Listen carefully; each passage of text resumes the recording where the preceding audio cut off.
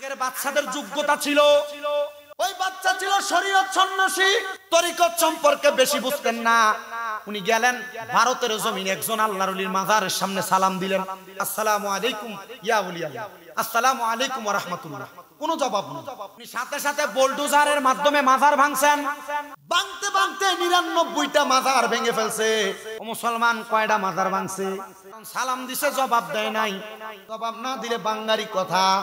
আল্লাহর ওলি বলেন, ওই বাদশা বলেন, আমি ১০০ নাম্বার যেই মাজারে সালাম দিতে গেলাম, ওনার নাম হলো হযরতে খাজা মুঈনুদ্দিন চিশতি সানজিরি আজমিরি রাদিয়াল্লাহু তাআলা আনহু, যিনি আজমির শরীফে ভারতে অবস্থানরত।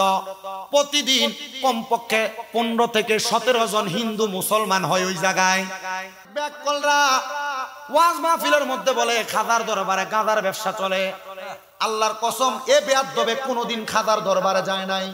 খাজা গরিবে নওয়াজের দরবারে শত শত ক্ষুধার্তরা খাবার পায়, শত শত বিদুর্মীরা মুসলমান ইসলাম ধর্ম গ্রহণ করে। যে বেয়াক্কলেরা নির্বুধেরা বলে যে খাজার দরবারে গাঁজার ব্যবসা চলে, এরা বেয়াক্কল, এরা বোকা, এরা বোঝে না। এরা কখনো খাজা গরিবে নওয়াজ সম্পর্কে এদের ধারণা নাই। খাজা গরিবে নওয়াজের দরবারের সামনে যাইয়া সালাম দিলেন, আসসালামু আলাইকুম ওয়া রাহমাতুল্লাহ। মাজারের সামনে তিনি সালাম দিছে ৩ বার কইরা। কয়বার? সালাম দেওয়ার পরে জবাব নাই। জবাব যখন নাই, এবার তিনি দ্বিতীয়বার সালাম দিলেন, আসসালামু আলাইকুম ওয়া রাহমাতুল্লাহ। জবাব। তৃতীয়বার সালাম দিলেন, আসসালামু আলাইকুম ওয়া রাহমাতুল্লাহ। ওই বাদশা বলেন, আমি বড় হতাশাগ্রস্ত হয়ে গেলাম, আমি বড় চিন্তাগ্রস্ত হয়ে গেলাম। এতগুলা মাজারের মধ্যে সালাম দিলাম, কেউ জবাব দিল না। কিন্তু খাজা মুঈনুদ্দিন চিশতির দরবারে সালাম দেওয়ার কারণে তিনার মাজার থেকে সালামের জবাব আসছে।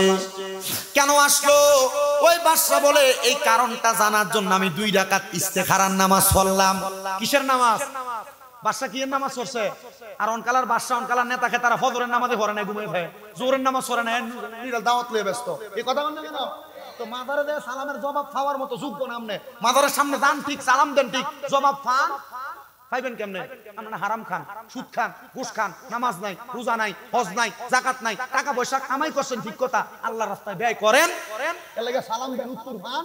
যারা আল্লাহর হক্কানি ওলি, হক্কানি বন্ধু, তারা সালাম দিলে জবাব পায়, আল্লাহর ওলিদের সাথে কথা বলে। কথা জোরে বলেন মারহাবা। আল্লাহর ওলিরা কি জানেন? আল্লাহর নবী রাহমাতুল লিল আলামিন নবী বলছে যে আউলিয়াউ নারাতুল্লাহ, আল্লাহর ওলিরা হইল আল্লাহ দেখার আয়না। ওলিদের ব্যাপারে বাজে মন্তব্য করতে, আল্লাহর ওলিদেরকে নিয়ে মিথ্যা অপবাদ দিতে সাবধান। আপনার কষ্ট হইতাছে? অসুবিধা হইতাছে? একটু বয়ানটা করি, একটু মনোযোগ। ওই বাদশা নামাজ পড়ছে 2 রাকাত। কয় রাকাত? নামাজের নাম হলো ইস্তেখারার নামাজ। কিসের ইস্তেখারার নামাজটা? এমন ভাবে পড়ে, বান্দা 2 রাকাত নামাজের মধ্যে নিয়ত করার পরে সূরা ফাতিহা পড়ে। প্রথম রাকাতে একটা সূরা মিলায়, দ্বিতীয় রাকাতে সূরা ফাতিহা পড়ে, দ্বিতীয় রাকাতে সূরা ফাতিহা পড়ে 3 বার সূরা ইখলাস তেলাওয়াত করে। তখন বান্দা 2 রাকাত নামাজ পড়া সালাম ফিরায়া একটা সেজদা দেয়। সেজদা দিয়া যে বিষয় জানার ইচ্ছা, বান্দা ওই বিষয় তার দিমাগে চিন্তা আনে। তখন আমার আল্লাহ তাআলা বান্দারে ওই বিষয়টা ভালোভাবে বান্দার দিমাগে দিয়া দেয়। পড়েন সুবহানাল্লাহ। বান্দা ইস্তেখারার নামাজ পড়া ওই বাদশা আল্লাহর কাছে বলে, আল্লাহ, যে খাজা গরিবে নওয়াজের দরবারে সালাম দিলাম, উনি জবাব দিল, অন্য 99 জন আমারে জবাব দিলেন না। আল্লাহ, আপনার কাছে আমি জানতে চাই, আপনি বলেন না উনি কেন জবাব দিলেন, তারা কেন জবাব দিলেন না? খাজা মুঈনুদ্দিন চিশতি বলেন, আউলিয়াদের হইল ধরন 2টা। এবার মনোযোগ দিবেন, মনোযোগ দিয়ে শুনবেন। ওলিদের ব্যাপারে, পীরদের ব্যাপারে বাজে মন্তব্য করতে সাবধান। ওলিদের ধরন হইল 2টা। আল্লাহ তাআলার পেয়ারা হাবিব মুহাম্মদুর রাসূলুল্লাহ সাল্লাল্লাহু আলাইহি ওয়াসাল্লাম নবী আমার বলে, 1 নাম্বার ওলিদের শুরুত হলো জামালি, 2 নাম্বার শুরুত হলো জালালি। জামালি শুরুত হইল ওলিরা ঠান্ডা, ওলিরা কখনো কারোর সাথে কোনো বিষয় নিয়ে মার্কেটিং করে না, বাড়াবাড়ি করে না, উগ্রতা প্রকাশ করে না। আরেক প্রকার ওলি হইল জালালি। বাকি 99 জনকে সালাম দিছ, তারা সবাই জামালি, মানে তারা নীরব ওলি, তারা কখনো কোনো বিষয় নিয়ে বাড়াবাড়ি করে না। কিন্তু যেই মাইনুদ্দিন চিশতির কবরের মধ্যে, রওজার মধ্যে মাজারে সালাম দিয়েছ, উনি হইল জালালি, উনি হইলেন গরম, সালাম দিয়েছ, জবাব দিয়েছে। এবার উনি প্রশ্ন করে, কেমনে জবাব দিল? উনি বলতেছে, এ জবাব পাইয়া আমি নামাজের মুসল্লার ভিতরে কান্না করতে করতে আমি ঘুমায়া গেলাম। এমন টাইমে দেখলাম সুন্দর পোশাক ওয়ালা একজন ব্যক্তি আমার সামনে। জিজ্ঞাসা করলাম কে গো আপনি, আপনার পরিচয় কি? তিনি আমারে বলে যার কবরের মধ্যে, যার মাজারের মধ্যে, যার মাকবারায় সালাম দিয়ে জবাব পাইছো আমি হইলাম সেই খাজা মঈনুদ্দিন চিশতি। আপনি কেন আসলেন? আপনি যে আমার সালামের জবাব দিলেন, আমি আপনার 3টা সালাম দিলাম, আপনি আমার 3য় সালামের জবাব দিলেন, 2টা সালামের জবাব কেন আপনি আমারে দেন নাই? তিনি বলতেছে 1 নাম্বার সালাম যখন তুমি আমারে দিয়েছো ওই মুহূর্তে আমি মঈনুদ্দিন নামাজরত অবস্থায় ছিলাম। যখন আমি নামাজ পড়া নামাজ শেষ করে আমি সিজদা দিয়েছিলাম। 2য়বার যখন সালাম দিছো আমি তখন মুরাকাবার হালতে ছিলাম। মুরাকাবা করার সময় আমি আমার নবীর সাথে কথা বলতেছিলাম। ও মুসলমান, আপনি চাইলেও তো নবীর সঙ্গে কথা বলতে পারবেন। 5 ওয়াক্ত নামাজের পাশাপাশি আল্লাহর দরবারে তাহাজ্জুদের নামাজ পড়বেন আর কানবেন, আল্লাহ আপনার নবীকে আমরা দেখিনি, আপনার নবীকে আমারে দেখান। আল্লাহর নবী কয় ওই তাহাজ্জুদের নামাজ পড়া বান্দার মনের নেক নেক যে আশা আল্লাহর কাছে বলে আল্লাহ সব পূরণ করে। আমি টাকা চাই না, পয়সা চাই না, আল্লাহ আপনার নবীকে দেখতে চাই, নবীর দিদার পায়। হযরতে মঈনুদ্দিন বলেন 2য় সালাম যখন দিছো আমি তখন আল্লাহর নবীর সঙ্গে কথোপকথন করতেছিলাম, আল্লাহর নবীর সঙ্গে কথা বলতেছিলাম। কিন্তু তুমি যখন 3য় সালাম দিছো রে, 3য় সালাম দেওয়ার সময় আমার রহমতের নবীর সঙ্গে যখন আমি কথা বলি, আমার নবী বলেছে মঈনুদ্দিন যাও যাও যাও, তোমার কবরের সামনে, তোমার মাজারের সামনে একজন বাদশা তোমার মাজারের সামনে এসে মাজার ভাঙার জন্য দাঁড়াইছে। 3য়বার সালামের জবাব না দিলে আউলিয়া কেরামের ইজ্জত থাকবে না, সম্মান থাকবে না। তুমি তাড়াতাড়ি তার সালামের জবাব দাও। খাজা মঈনুদ্দিন চিশতি সালামের জবাব দিয়া ওই বাদশারে ঘোষণা করছে আমি তোমারে জবাব দিছি, বাকি 99 জয় দেয় নাই। তারা আমার মতো গরম না, তারা নরমাল ভাবে ইবাদত করে মাকবারায় গেছে, মাজারে গেছে, তুমি তাদের মাজার ভাঙছো। ওই বাদশা কয় খাজা মঈনুদ্দিন চিশতির কাছে মুরাকাবার মধ্যে আমি ওয়াদা করলাম আমি একা বাদশা আকবর আমি পুরা 99টা মাজার নির্মাণ করে দিব। জোরে বলেন মারহাবা। ওরে মরে নাই রে, মরে নাই রে, লুকায়া রইছে, বলেন মরে নাই রে, মরে নাই রে, লুকায়া রইছে। বেঈমানেরা বলে ওলি মরিয়া গেছে, ঠিক কি না? যারা বেঈমান, যারা কাফের মুশরিক বেঈমান, আল্লাহর ওলিদের ব্যাপারে ভালো ধারণা নাই, ভালো আইডিয়া নাই, তারাই কিন্তু আউলিয়া কেরামের মাজার, আউলিয়া কেরামের দরবার নিয়ে বাজে মন্তব্য করে। এদের সাথে সম্পর্ক রাখবেন না, এদের সঙ্গে চলাচল করবেন না, নচেত আপনার ঈমানটা রসে বেচে দিব। প্রথম বালা বালা কথা কইয়া তারা দলে নিব, এরপরে আপনারা বেচাইব। কথা কয় না, ঠিক কি না? 2জন ফেরেশতা যখন বান্দাকে রূহটা কবজ করার সময় রূহ নিয়ে যায়, ওই 2জন ফেরেশতার নাকের মধ্যে তারা কি দেয়? মাল দেয়। কি রে ফেরেশতা, এই বান্দারে নিয়ে যাচ্ছ, তুমি নাকের মধ্যে কেন রুমাল দিলাম?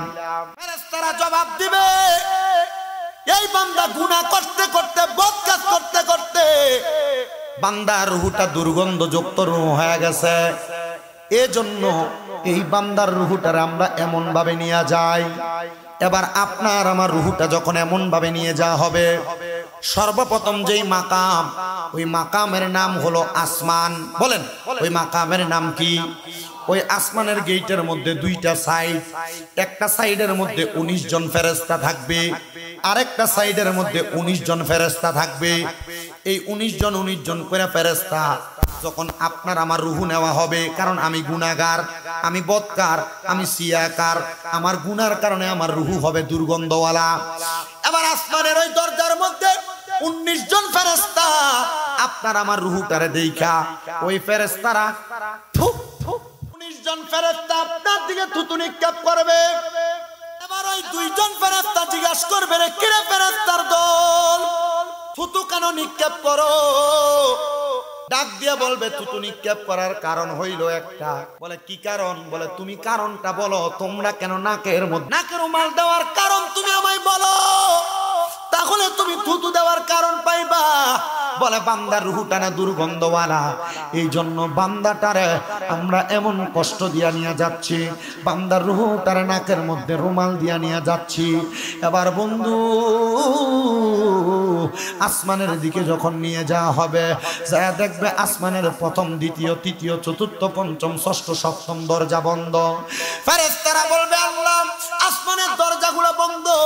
ও আল্লাহ, আপনার কাছে আমি জানতে চাই এই বান্দার রূহটা আমি কোন জায়গার মধ্যে রাখবো, তখন আমার আল্লাহ তাআলা জবাব দেয়, এ বান্দা গুনাহ করার কারণে বান্দার ঠিকানা হলো জাহান্নাম, বান্দারে তুমি জাহান্নামের মধ্যে রাখো। আমি বলেছিলাম জান্নাত এমন একটা জায়গা, মুশরিকিনা ফি নারি জাহান্নামা খালিদিনা ফিহা, বান্দারে জান্নাতের মধ্যে রাখবে। সাহাবায়ে কেরাম ডাক দিয়া কই, ইয়া রাসূলুল্লাহ, নবী গো, ওই জান্নাতে জাহান্নামে মানুষ কতদিন থাকবে? একদিন, 2 দিন, 1 সপ্তাহ, 2 সপ্তাহ, 1 মাস, 2 মাস?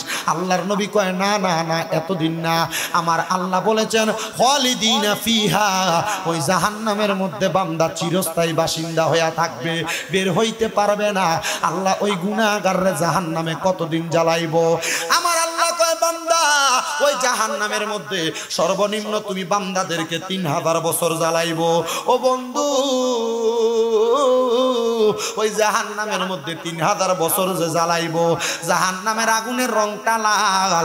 আপনারে আমার ওই লাল আগুনের মধ্যে যখন জ্বালাইবো, জাহান্নামের আগুনের রংটা 1000 বছর জ্বালাইয়া ওই রংটার কালার বানাইবো সাদা। এবার আরো 1000 বছর জ্বালাইবো, এবার রংটার কালার হইব কালা। আরো 1000 বছর জ্বালাইয়া বান্দারে তাক্তা সুবরা নামক একটা জায়গার মধ্যে দাঁড় করাইবো। এবার আপনি আমি গুনাহ করার পরে ওই তাক্তা সুবরা নামক জায়গার মধ্যে যখন দাঁড়ায়া যাব, 3000 বছর পরে বান্দা কথা বলার সুযোগ পাইবা। কবরে যাওয়ার পর থেকে ফিডা শুরু, সর্বনিম্ন 3000 বছর জ্বালাইবো, এরপরে বান্দা কথা বলার সুযোগ। কয় হাজার বছর?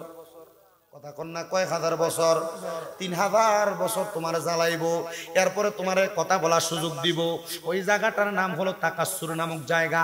ওই তাকাসসুর নামক জায়গার মধ্যে দাঁড় করে বলবো, বান্দা কি বলবা?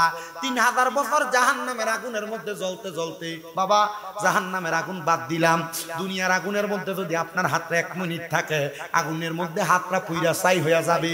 তাহলে 3000 বছর আল্লাহ কেমনে আপনারা জ্বালাইবো? আল্লাহর নবী কয়, একবার জ্বালাইবো, একবার আবার আগের মতো বানাইবো, একবার জ্বালাইবো আরেকবার আগের মতো বানাইবো, একবার জ্বালাইবো আরেকবার আগের মতো বানাইবো। আল্লাহ একবার শাস্তি দিলেও তো পারে।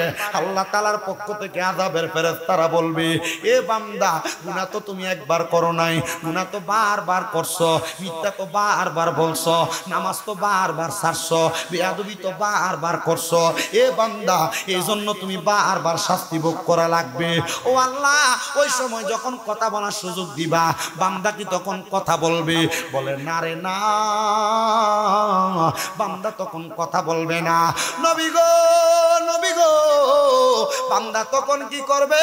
নবী আমার বলে, বান্দা 3000 বছর আগুনে জ্বলার কারণে বলবে পানি পানি পানি, 3 বার বলবে। মায়ে মায়ে মায়ে বলে 3 বার বলবে। এবার বান্দা পানির পিপাসায় আসবে, সাহাবীরা কান্দে। নবী বলে, আমার মজলিসের মধ্যে 70 জন থেকে 72 জন সদস্য, সেখান থেকে 40 জন এই কথা শুই না বেহুশ হয়ে পইরা গেছে। তখন তারা যখন পানি পানি বলে কান্দে, আল্লাহর নবী ডাক দিয়া উম্মত শুনো, তখন তাদেরকে পানি দেওয়া হবে কিনা তোমরা কি জানো? সাহাবায়ে কেরাম কয়, নবী গো, তাদেরকে কি পানি দেওয়া হবে? আমার নবী কয়, হ্যাঁ, তাদেরকে পানি দেওয়া হবে, কিন্তু দুনিয়ার পানি যেমন এমন পানি দেওয়া হবে না। আল্লাহর নবী কয়, উম্মত তোমরা শুইনা লও, যেই পানি দেওয়া হবে, এই পানির পাত্রটা আমরা কাঁচের গ্লাসে খাই, আমরা প্লাস্টিকের গ্লাসে খাই, স্টিলের গ্লাসের মধ্যে আমরা পানি খাই। এই পানিটাতে আমরা খাই, বড় আরাম করে মজা করে পানিটা পান করি, কিন্তু কাঁচের হবে না, স্টিলের হবে না, লোহার গরম একটা পাত্র হবে, পানির জগটা, পানির মগটা। ও মুসলমান, ও নবীর উম্মতের দলেরা, লোহার শুধু গরম হবে না, আপনারা কামারের দোকানে যখন কোনো কাঁচিকে দেখেন পোড়াত দেয়, পোড়াত গোড়ালিটা ডাট লাগানোর জন্য, দেখবেন পোড়াত দিলে কয়লা যেমন লাল, ওই লোহার রংটা তেমন লাল হয়ে যায়। আপনারা আমারে যেই পাত্রের মধ্যে করে পানি দিব, ওই পাত্রটা ঠিক এমন লোহার গরম লাল একটা পাত্র হবে। আযাবের ফেরেশতারা ওই পাত্রটা সামনে নিয়ে আসবে, কিন্তু ওই পাত্রের মধ্যে কোনো পানি থাকবে না, পানি থাকবে না। অন্য জাহান্নামীরা জাহান্নামের আগুনের মধ্যে যে পুরাইছে, এতে রক্তগুলা পুঁজগুলা যে নিচে পড়ছে, ওই পাত্রের মধ্যে রক্ত এবং পুঁজগুলা তুইলা দিব। দুনিয়ার পানিতে একটা মশা পড়লে পানিটা আপনি আপনি খান না, ফালাইয়া দিয়া মুখটারে 2-3 বার ভালো করে ডইলা ধুন, কিন্তু আপনার ওই পানি দিব খাইতে পারবেন না, তবু আপনার পিপাসার কারণে তরল পদার্থ পাইয়া বান্দা যখন মুখে দিব বান্দার জিহ্বা পুড়ে যাবে।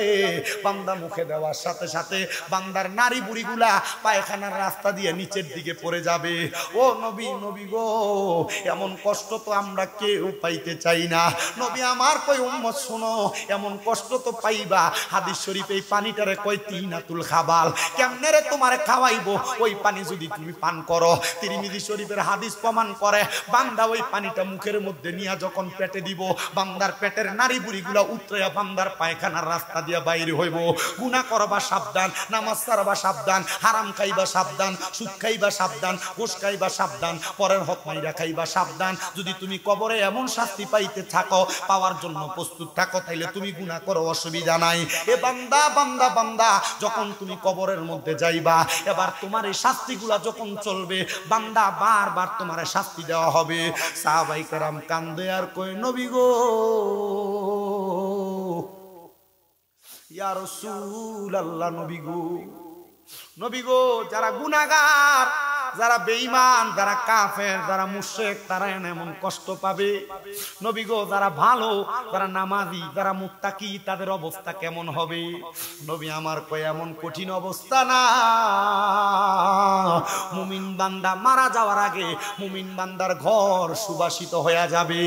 আরে আম পাতায় জাম পাতায় কত পানি ঝরে, শেষ বিদায়ের গোসল দিব বরুই পাতার জলে। আরে সেই দিন কিন্তু নূরের নবী আইব রে, বলেন সেই দিন কিন্তু নূরের নবী আইব রে।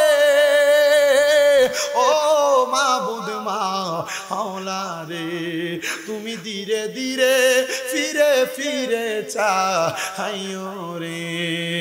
আরে আমার বিয়ার যাত্রী আমি 4 জন আরে দেখি, তারা আন্দার ঘরে নামাই দিয়া দিব আমায় ফাঁকি। এটা দুনিয়ার বিয়া না,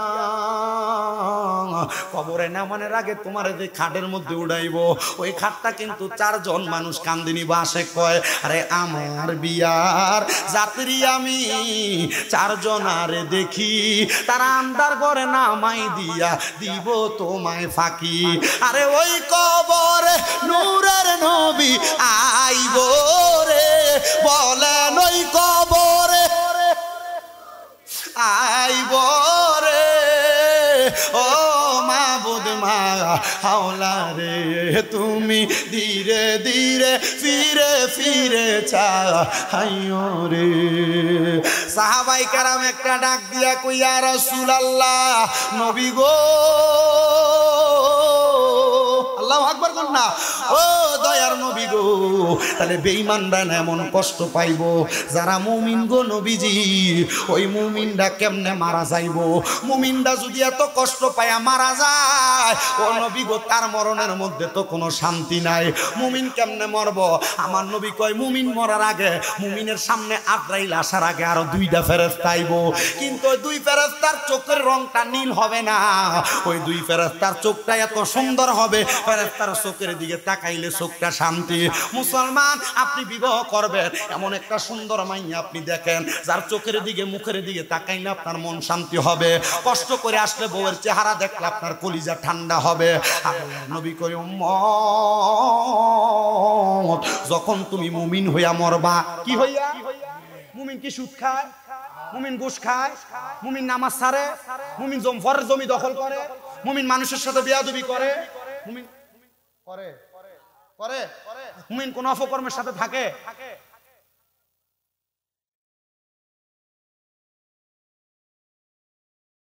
মুমিনরা এমন খারাপ কোন কর্মকাণ্ড করে না। ওই মুমিনের সামনে 2 জন ফেরেশতা আসবে, 2 জন ফেরেশতার মধ্যে একজন ফেরেশতার হাতের মধ্যে মেশক আম্বরের আতর থাকবে। ওমা, আরেকজন বেঈমান যখন মারা গেছে আতক তো ছিল না, আজরাইলের মতো থাবা দিয়া ধরছে। মুমিনরে কেন এত আরাম করে ধরব? মুমিনের সামনে মেশকাম্বরে আতুর নিয়ে আসবে, আরেকজনের সামনে আরেকজন ফেরেশতার হাতের মধ্যে জান্নাতি আপেল লই আসবে, দুইজনের হাতে দুইটা জিনিস থাকবে। মুসলমান রে, ও নবীর উম্মতের দল, এবার মুমিন বান্দার সামনে যখন দুইটা ফেরেশতা আসবে, ছোট বাচ্চা কান্না করলে মা যখন মাথার মধ্যে হাত বুলিয়ে দেয়, ছোট বাচ্চা যেমন ভাবে ঘুমায়া যায়, মুমিন বান্দার মাথার কাছে একটা ফেরেশতা বসবে, মুমিন বান্দার নাকের কাছে আরেকটা ফেরেশতা বসবে। মাথার কাছে যে ফেরেশতা বসবে, ওই ফেরেশতা মুমিন বান্দার মাথার মধ্যে মালিশ করে দিবে, বান্দা আরামে আরামে ঘুমায়া যাবে। আজরাইল যখন মুমিন বান্দার সামনে আসবে রূহ নেওয়ার জন্য, ও বান্দা তুমি যদি মুমিন হও, আজরাইল রে তোমার এই রূহুর মধ্য থেকে 3বার 4বার ফিরিয়ে দেওয়া হবে। কয়বার? রে বাগিনা কথা কইও না। মুমিন বান্দার রূহ যখন কবজ করার জন্য আজরাইল আসবে, আজরাইলকে কয়বার ফিরিয়ে দেওয়া হবে? কয়বার? গত জুমার আগের জুমা আমি হাদিস শরীফটা তেলাওয়াত করছি, বুখারী শরীফ 2য় খণ্ড 323 নম্বর পৃষ্ঠার হাদিস, আবার 687 নম্বর পৃষ্ঠায় আরেকটা হাদিস। আমি অবাক হয়ে গেলাম এই হাদিস শরীফ পড়া। আরে মুমিন বান্দা যদি হয় তাহলে তার এত শান্তি? বলে হ শান্তি। মারহাবা কোন? কয়বার ফিরিয়ে দিবে? তবে শর্ত আপনি কি হওয়া লাগবে? মুমিন নামাজ পড়ে কি পড়ে না? হালাল খায় কি খায় না? পরের হকের প্রতি লোভ করে? শর্ত মুমিন। এবার আজরাইল মুমিনের সামনে আসবে, মুমিনের বুকের মধ্যে প্রথম হাত দিবে, বুকের সামনে দিয়ে আরো দুইজন ফেরেশতা দাঁড়ায় যাবে। আজরাইল, মুমিনের রূহ তুমি কবজ করতে পারবা না বুক দিয়া। বলে কেন? মুমিন বান্দার বুকের মধ্যে আল্লাহ এবং তার রাসূলের ভালোবাসা মোহাব্বত আছে, এজন্য মুমিনের বুক দিয়া রূহ কবজ করা যাবে না। ও বান্দা, বান্দার সবচাইতে আকর্ষণীয় জায়গা হলো বিওয়াজিকান নূর, এই চেহারাটা। এবার আজরাইল থাবা দিব আপনার চেহারার ভিতরে রূহ নেওয়ার জন্য। কপাল থেকে আওয়াজ আসবে, রে আজরাইল আমি বান্দার রূহ এভাবে কবজ করবা না। বলে কেন? বলে বান্দা 5 ওয়াক্ত নামাজের মধ্যে সিজদা দিছে, পড়ছে সুবহানা রাব্বিয়াল আলা, বান্দা আল্লাহ তাআলার প্রশংসা করছে, এই কপাল দিয়ে বান্দার রূহ কবজ করা যাবে না। ও বন্ধু, আজরাইল আবার আপনার ডান দিক দিয়ে থাবা দিবে। কেউ কেউ বলে ডান হাতের এই ডান হাতের এই বডির অংশে, আবার কেউ কেউ বলে ডান বুকের এই অংশ দিয়ে আজরাইল থাবা দিবে। আরে এই জায়গা দিয়ে যখন থাবা দিবে, এবার ডান দিক থেকে আওয়াজ আসবে, রে আজরাইল আমি হইলাম বান্দার দান এবং সদকা, এ বান্দা দান সদকা কইরা দুনিয়ার জমিন থেকে কবরে আসবে, বান্দারে এই দিক দিয়া তুমি রূহ কবজ করতে পারবা না। এবার বাম দিক দিয়া যখন থাবা দিবে, রে এবার বাম দিক থেকে আওয়াজ দিবে, এ আজরাইল বাম দিক দিয়া রূহ কবজ করতে পারবা না। কেন? কেন?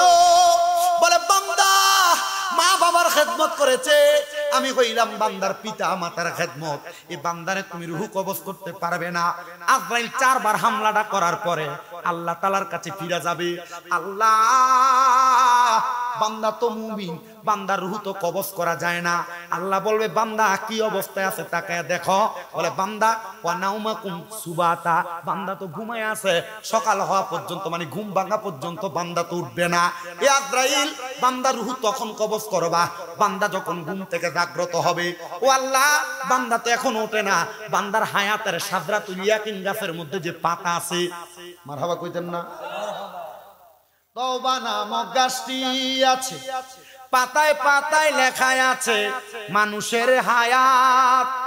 একটি পাতা পড়ে গেলে ওই মানুষ যায় গো চলে, একটি পাতা ঝরে গেলে ওই মানুষ যায় গো চলে, থাকে না আর দুনিয়ার মাজার, পাপী উম্মত কে করিবে পার,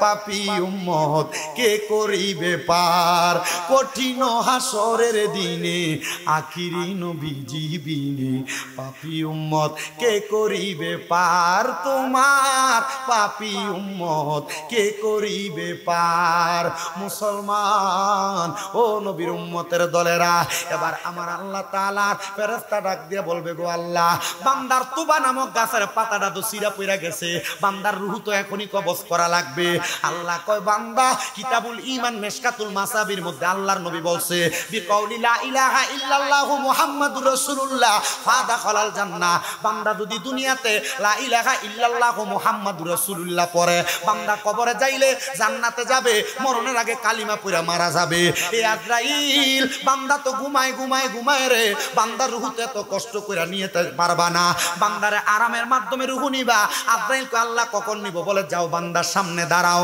আজরাইল দাঁড়াইবো দুইজন ফেরেশতা ছিল একজনের মাথার কাছে বসছে আরেকজন কই বসছিল নাকের আগাটার মধ্যে এবার একজন ফেরেশতা নাকের ডগার মধ্যে বইসা জান্নাতি মেশক আম্বরের আতর যে নিয়ে আসছে বান্দার নাকের কাছে মেশক আম্বরের আতরের সুঘ্রাণটা লাগিয়ে দিবে বান্দা সুঘ্রাণ পাইয়া বান্দা যখন ঘুম থেকে জাগ্রত হবে আরেকজন ফেরেশতার হাতের মধ্যে জান্নাতি আপেল ছিল তুফা ছিল ওই আপেলটা বান্দার সামনে ধরবে জান্নাতি আপেলের মধ্যে কালিমা তৈয়বা লেখা বান্দা তখন চোখ খুইলা পড়বে লা ইলাহা ইল্লাল্লাহু মুহাম্মাদুর রাসূলুল্লাহ সাল্লাল্লাহু আলাইহি ওয়াসাল্লাম আপনার কালিমা পড়তে কষ্ট হয় মুসলমান আপনার কালিমার আওয়াজ আল্লাহু আকবরের ধ্বনির আওয়াজ আস্তে হওয়ার কারণে বাংলাদেশে গত কয়েকদিন আগে এই ইসকন নামক হিন্দু উগ্রবাদীরা বাংলাদেশের একজন মুসলমান জাতির পক্ষে কথা বলা অ্যাডভোকেটকে তারা কোবায় হত্যা করেছে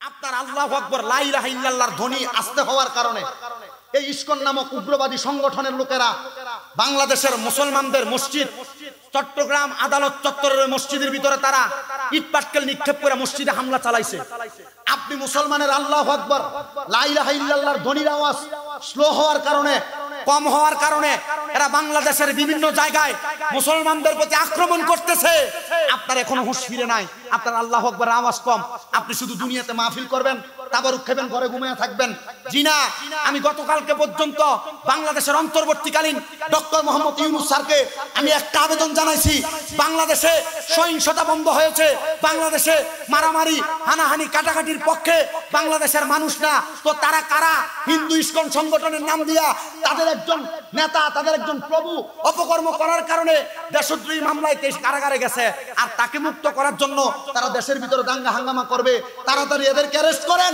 বাংলাদেশের আইনের কাঠগড়ায় দাঁড় করান অন্যথায় বাংলার মুসলমানকে অশান্ত করবেন না মুসলমান অশান্ত হইলে এরা মসজিদে একটা ইট মারছে মুসলমান অশান্ত হইলে একটা মন্দিরও বাংলাতে রাখতো না কথা বলেন ঠিক কিনা বলেন তো বাংলাদেশের কিছু মুনাফিক শয়তান বেঈমানেরা কয়দিন আগে যায় মন্দির ভাড়া দিছিল না কথা বল না কেন মন্দির ভাড়া দিছিল না এরা মন্দির ভাড়া দেওয়ার পরে এখন এরা হিন্দুরা আমরার প্রতিদান কি দিছে মসজিদ ভাঙছে কথা বল না কেন তো বাংলার মুসলমান বইয়ে থাকবেন এরা মন্দির ভাড়া দিয়ে আপনারা বুঝাইবো আমরা সহিংসতা দূর করতে চাই আমরা মারামারি কাটাকাটি বন্ধ করতে চাই বাংলার মুসলমান মন্দির পাহারা দিবে না কারণ বাংলার ইসলাম ধর্মটা আমরা এভাবে পাইছি ইব্রাহিম আলাইহিস সালাতু ওয়াস সালাম কাবাঘরের মূর্তি ভাঙা বাংলাদেশের মুসলমানকে ইসলামের পক্ষে কাজ করাইছে আমরা মূর্তি ভাড়া দিতেন জান কেন শয়তান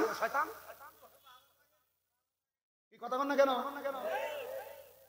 আবার এরা মূর্তি ভাড়া দেয় আবার কত সুন্দর করে মাজার ভাঙতে যায় কথা বল না কেন এ বেয়াদবের দল জানেই না ইসলাম ধর্ম পাইছে বাংলাদেশে আল্লাহর ওলিদের কারণে ওলিদের মাজার ভাঙবো কেন ওলিদের মাজার ভাঙবো কেন আল্লাহর ওলিদের দরবারে তাবারুক খাওয়া এটা বেদাত আল্লাহর ওলির দরবারে যাওয়া বেদাত আল্লাহর ওলির দরবারে গেলে এটা হয় ওইটা হয় আজকে দেখলাম শেরপুরের মুর্শিদপুর দরবার শরীফ নাম অন্যান্য দরবার বিভিন্ন জায়গায় তো নারী পুরুষ যায় কিছু কিছু জায়গায় যায় না আমরা নারী পুরুষ যাওয়াটাকে সাপোর্ট করি না শাহপুর দরবার উরুসে মহিলা যায়নি হ্যাঁ মহিলা যায় যাওয়া নিষেধ না ওই মুর্শিদপুরে শেরপুর দরবারে মহিলা যাওয়া নিষেধ ওইখানে কোনো অপকর্ম হয় না ওইখানে কোনো হিংসা বিদ্বেষ কোনো কিছু হয় না ওই দরবারের ভিতরে এই যে দরবারে যাওয়া বেদাত কইছে তাবারুক খাওয়া বেদাত কইছে এরা ওই দরবারে যায় আজকে আগুন লাগিয়ে দিয়া দরবারে গরু চুরি করে আনছে চোরের দল আপনি এতটুক মাথায় রাখবেন শুধু টুপি পাঞ্জাবি দাড়ি সব থাকলে শুধু এটা হুজুর না এই কথা কন না কেন টুপি পাঞ্জাবি দাড়ি থাকলে কি হুজুর ওই কথা কেন হুজুর এরা তো হুজুর আপনার কষ্ট হইতাছে? আমার কাছে ভাল লাগতেছে না? না, ভাল লাগতেছে না। ভাল লাগলে জিয়ের আওয়াজ ঠিক তো, কারণ আমরা কালিমার আওয়াজ শুরু হয়ে গেছে। কি হয়ে গেছে? কালেমার আওয়াজ যখন আপনার বড় হবে, তখন আপনার কথা, আপনার ঈমানের পাওয়ার এবং দৃঢ়তা বাড়বে। আল্লাহ বুঝার তৌফিক দান করুন। জোরে বলেন আমিন বলেন, আর মোহাব্বতে বলেন আমিন। তখন বান্দা পড়বে লা ইলাহা মুহাম্মাদুর সাল্লাল্লাহু, আরেকবার মোহাব্বতে পড়েন লা ইলাহা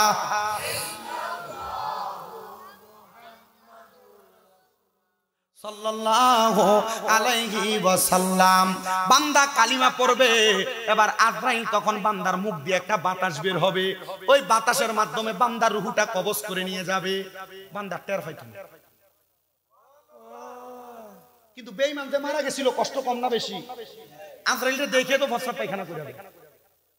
বেঈমান আজরাইলকে দেখে তো জিহ্বায় কামড় দিয়ে মারা যায়। বেঈমান আজরাইলকে দেখে তো চোখ উল্টে যায়। আজরাইলকে দেখে তো ঘাড়ের রক, হাতের রক ছিঁড়া যায়। তাহলে মুমিন কি টের পাইছিল? সাহাবায়ে কেরাম বলেন, নবীজি আর কি হবে আপনার কাছে জানতে চাই। নবী আমার বলে, আজরাইল ফেরেশতা যখন বান্দার রূহটা, মুমিনের রূহটা নিয়ে যাবে, তখন আস্তে আস্তে যাবে। মুমিনের রূহ তখন আজরাইলের সঙ্গে কথা বলবে।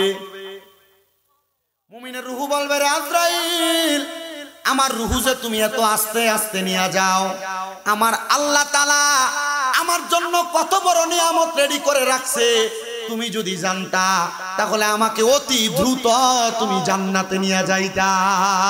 জবান খুলে জোরে জোরে পড়েন সুবহানাল্লাহ। এবার মুমিনের রূহ বেঈমানের রূহ নিছে নাকি কি? কিন্তু মুমিনের রূহটা আজরাইল ফেরেশতা হাতের মধ্যে নাই। আহলা ওয়া সাহালান মারহাবান দুয়ুফুল্লাহ দুয়ুফুর রহমান, স্বাগতম স্বাগতম, আল্লাহর মেহমান আপনাকে স্বাগতম বইলা বইলা মুমিনের রূহ যখন উপরের দিকে নিয়ে যায়, এবার মুমিনের রূহ উপরের দিকে নিয়ে যাবে। আমরার এলাকায় এক জাতের মাছ আছে যেটা হাতে ধরলে ফিসলিয়া জায়গা।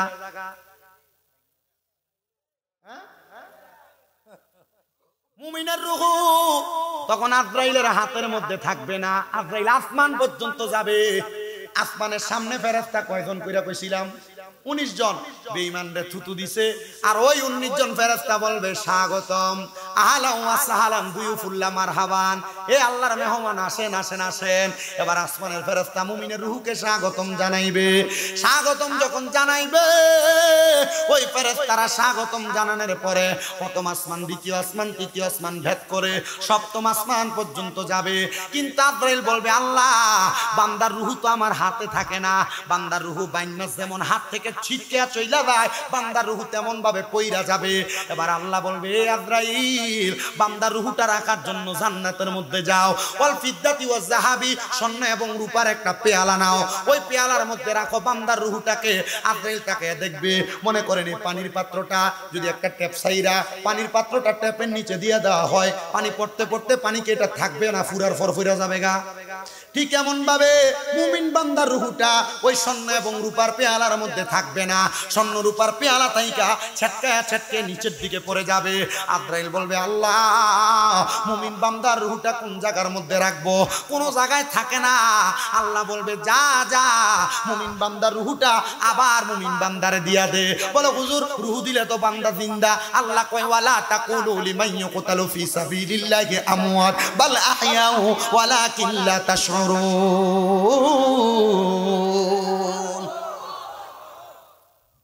আল্লাহ তখন ফেরেশতারে বলবে, মুমিন বান্দা মরে, কথা কন না কেন? কেন মরে না? আল্লাহ কয়, ওয়ালা তাকুলু লিমান ইয়াকতালু ফি সাবিলিল্লাহি আমওয়াত, যারা আল্লাহর রাস্তায় চলে গেছে তোমরা তাদেরকে মৃত বলে ধারণাও করো না। যারা আল্লাহর রাস্তায় চলে গেছে তোমরা তাদেরকে মৃত বলে ধারণাও, আর বলবেন দূরের কথা, ধারণা করতে নিষেধ করছে আল্লাহ। কেন? আল্লাহ বলে, বাল আহিয়াউন, তারা জিন্দা। আল্লাহ অনেকেই তো তাদেরকে মরা বলে, কই ওয়ালাকিন লা তাশউরুন, যারা এদেরকে মুর্দা বলে তারা নির্ভুল, তারা বোকা, তারা বুঝে না।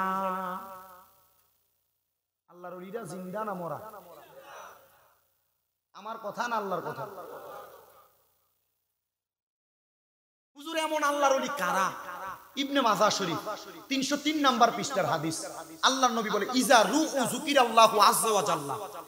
ওই আল্লাহর ওলি যার চেহারার দিকে চাইলে আল্লাহর কথা মনে হয়। কার কথা মনে হয়? জোরে কর না কেন?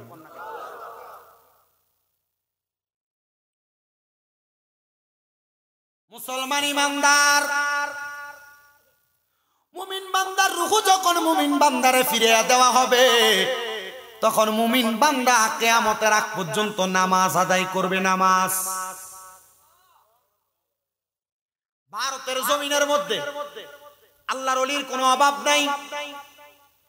অনেক আল্লাহর ওলি ভারতের বাদশাহ মনে মনে এরাদা করলো, এই যে মাজার বাংলাদেশের বিভিন্ন জায়গায় ভাঙ্গা হইতেছে, আমি চিন্তা করলাম মাজার যেহেতু ভাঙ্গা হয়, কত জায়গায় মাজার ভাঙ্গা হয়, কত মানুষ মাজার ভাঙ্গার বিরোধিতা করে। ও মুসলমান, ও নবীর উম্মতের দলেরা, মাজার ভাঙ্গার বিপক্ষে সবাই গেছিল, তখন আমি কইছি আমি মাজার ভাঙ্গার পক্ষে। কি লেগা? আমার কয়েকজন প্রশ্ন করছে, আপনি কেন মাজার ভাঙ্গার পক্ষে? আপনি না আল্লাহর ওলির দরবারে যে মাজারে ওয়াজ করেন? আমি বলছি ভারতের এক আল্লাহর ওলি